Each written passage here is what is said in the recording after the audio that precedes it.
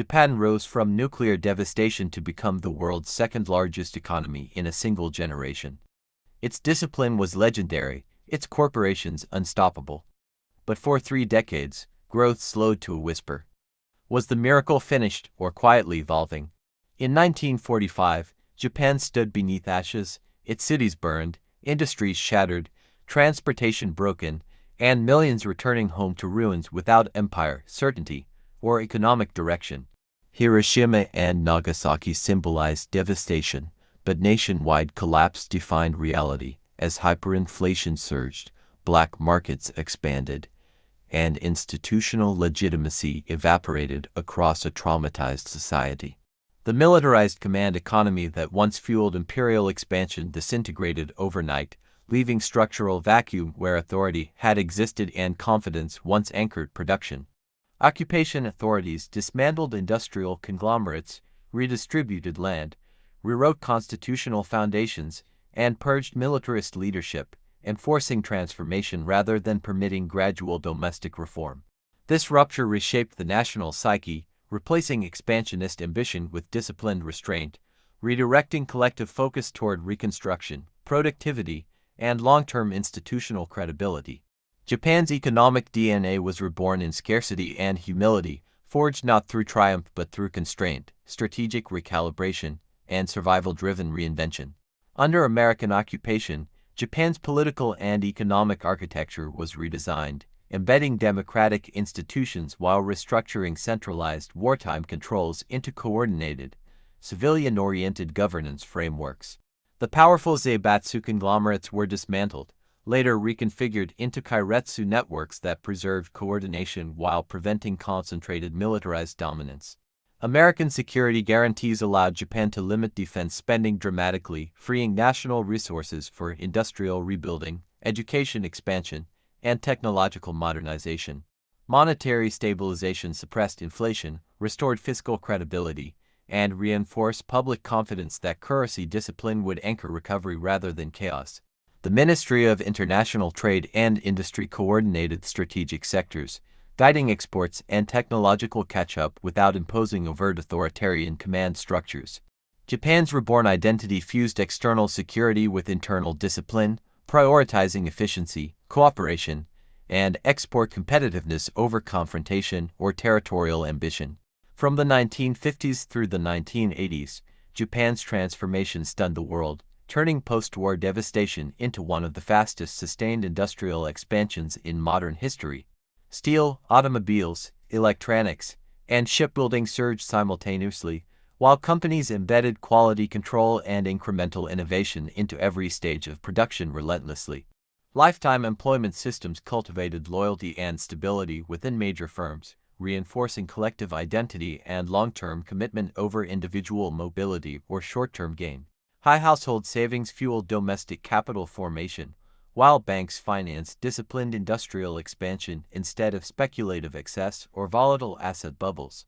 Urbanization accelerated rapidly, infrastructure modernized efficiently, and a broad middle class emerged anchored in manufacturing employment and predictable upward social mobility. Externally, Japan appeared unstoppable, yet internally growth remained methodical, rewarding patience, technical mastery, and coordinated discipline as defining pillars of its economic identity. By the late 1980s, confidence transformed into exuberance as financial liberalization expanded credit and asset prices detached dramatically from underlying economic fundamentals. Tokyo real estate valuations reached extraordinary heights, distorting corporate balance sheets and convincing investors that perpetual appreciation was an unquestioned national destiny. Banks extended loans aggressively, corporations leveraged inflated assets, and speculation quietly replaced disciplined coordination as the dominant economic behavior across sectors. When monetary tightening arrived, markets collapsed abruptly, equities plunged, property values declined persistently, and balance sheets weakened throughout the entire financial system. Deflationary pressure emerged, growth slowed sharply, and what became known as the lost decade entrenched caution within corporations, households, and policymakers alike. Japan did not collapse, but momentum vanished, and the economic DNA built for rapid ascent struggled within prolonged stagnation and persistent structural rigidity. Japan faced a quiet but profound challenge in the 2000s. Declining birth rates compressed the workforce, raising dependency ratios and challenging traditional productivity models and growth assumptions.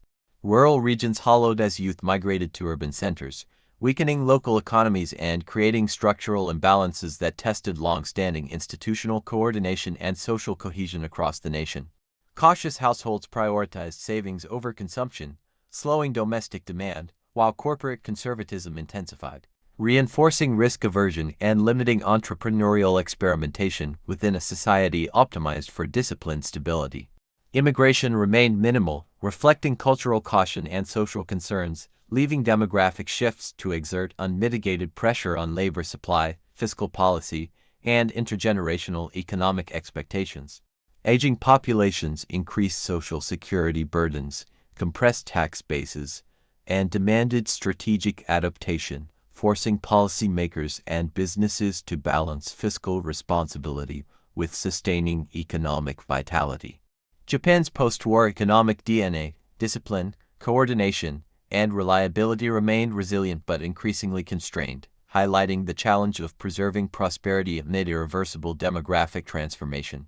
Faced with stagnation, Japan pioneered bold monetary experiments, lowering interest rates to near zero and later below, aiming to revive confidence and counter persistent deflationary pressures. Quantitative easing expanded dramatically, with routine asset purchases and yield curve control designed to stabilize long-term borrowing costs and anchor financial expectations across markets. Fiscal stimulus complemented monetary expansion, yet public debt surged to unprecedented levels relative to GDP, sparking debate between critics warning of imbalance and supporters emphasizing urgent necessity. Despite enormous intervention, inflation remained subdued for years, reinforcing structural caution and embedding a national ethos of disciplined patience within economic and financial policy frameworks. Coordination between fiscal and monetary authorities intensified, demonstrating that stability could coexist with experimentation, as Japan reinterpreted its economic DNA without abandoning core principles of credibility. Japan's institutional innovation proved incremental, not dramatic, teaching the world that advanced economies can survive prolonged pressure through disciplined experimentation and long-term commitment to trust and structural cohesion. The 2011 Fukushima disaster abruptly curtailed nuclear energy, forcing Japan to rely heavily on imports, raising costs, trade deficits, and revealing renewed vulnerabilities in industrial competitiveness nationwide. Global supply chains shifted amid rising geopolitical tensions, while technological competition intensified, challenging Japan's traditional formula of export-driven growth under stable and predictable globalization conditions. Semiconductor policy, defense spending, and industrial subsidies gained prominence, signaling a strategic recalibration toward autonomy, resilience, and preparation for increasingly fragmented global economic and security environments. Policymakers pursued diversification of supply chains, reindustrialization incentives, and cautious digital transformation to maintain economic performance while navigating rising energy and geopolitical constraints. The system did not panic but adapted incrementally, exposing structural vulnerabilities where energy dependence, demographic decline, and global exposure intersected, demanding faster coordination and strategic foresight. Japan's economic DNA, long optimized for stability, faced a volatile world requiring recalibration, preserving institutional trust and social cohesion while responding to unprecedented external pressures. Japan's future depends on evolving while preserving identity. Manufacturing remains central, yet digitalization, robotics, and green technology demand accelerated adaptation across industry, governance, and social coordination nationwide.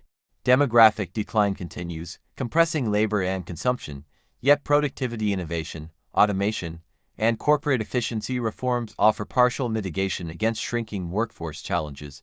Immigration policy grows strategically important, quietly reshaping labor markets while balancing societal cohesion, cultural identity, and long-standing norms that define Japan's economic and social DNA.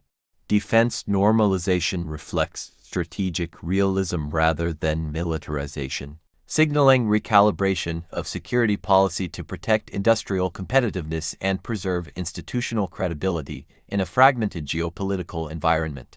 Cultural and institutional challenges require measured flexibility without dissolving coordination, ensuring resilience in an aging, technologically advanced, and globally interdependent economy facing permanent structural change. If Japan adapts decisively while preserving trust, discipline, and innovation, it will endure. Subscribe now to follow the next pillar, diving deeper into economic transformation.